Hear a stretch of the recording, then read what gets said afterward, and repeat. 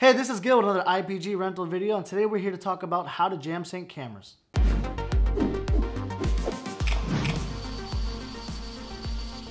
So before we go ahead and break down how to jam sync cameras, I want to talk to you a little bit about why it's important. If you're on a large scale show, like a reality show, a documentary, something like that, or even a commercial, and you have multiple cameras going at the same time, it's very important because it helps them in post-production. It helps the editor be able to sync up multiple cameras on a very long timeline without having to clap sync or find keys inside the timeline to sync up the audio. It gives them a digital clock that allows them to sync them up perfectly and make the edit quicker and more efficient. Now that you know why it's important to have timecode synced on a set, you're going to need to learn how to do it.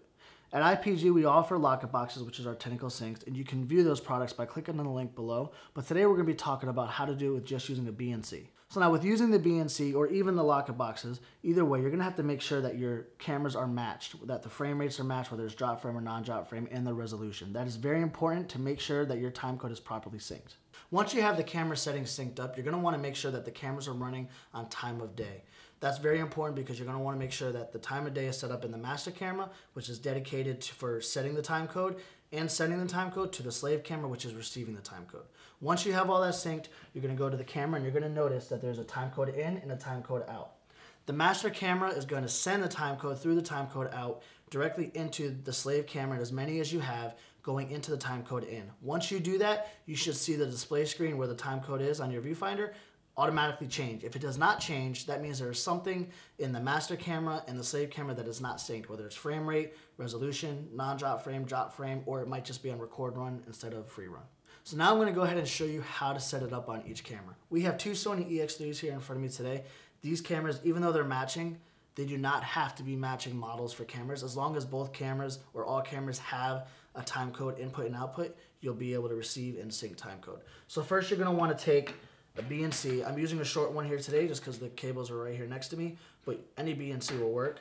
I'm going to go ahead and make this one my master camera because I already set the time code and the frame rate and everything inside this camera. So I'm going to come out of this camera from time code out.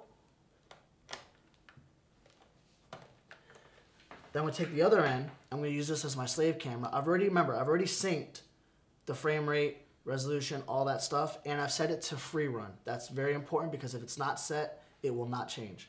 Now I'm going to go ahead and take this end of the BNC. I'm going to take this into timecode in. Once I set this in the timecode in, you will see your timecode on your viewfinder change.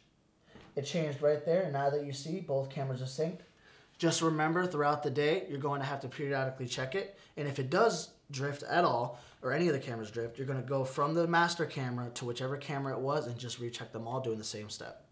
At that point, you're good to go. A good little quick tip for you is if you have an AC or if there's an audio guy around you, just kind of make sure that he carries a BNC with him throughout the day. So if it does drift, it's just a quick fix, and then you can continue on with your shoot. So there you go. Now you know how and why to jam sync cameras using a BNC or a locket box. This is Gil with IPG Rentals, and we'll be dropping a new video for you every Monday. And if you like those videos, please comment, like, and subscribe. Remember, IPG Rentals, our gear, your vision.